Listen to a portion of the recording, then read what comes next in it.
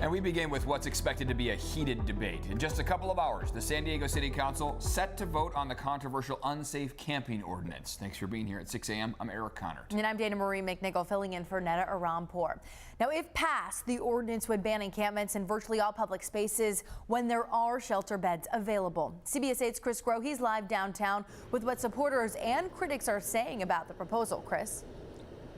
Yeah, good morning. It really has been all-out blitz, as we've been saying all morning here from both sides, trying to make sure that not only they get their sides of this debate out, but also make sure that the public hears that. We've, again, prominently heard from Mayor Todd Gloria, as well as a host of organizations that work as advocates for the homeless that are pushing against this, while Mayor Todd Gloria and others are for this. But take a listen to the author of the ordinance, the one who introduced this, Councilmember Stephen Whitburn, as well as a representative from Housing for Homeless, talk about their sides of this issue. The Family Reunification program is an excellent opportunity to connect people experiencing unsheltered homelessness with relatives in other states, other parts of the country.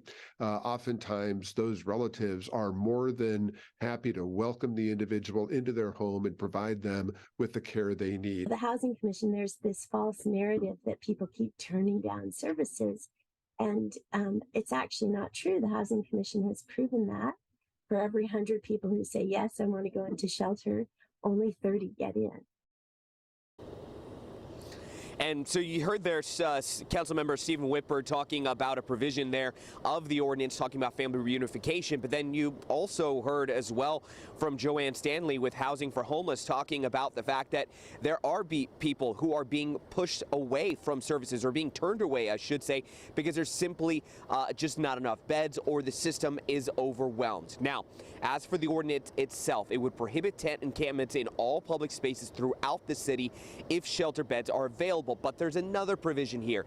It would ban tent encampments at all times, regardless of shelter capacity, in certain sensitive areas like parks, canyons, near schools, transit stations, and homeless shelters.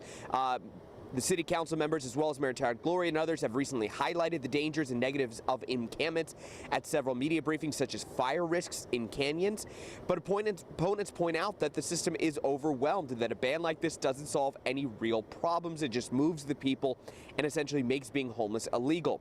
The Regional Task Force on Homelessness Point in Time survey found a 22% increase in the county's homeless population.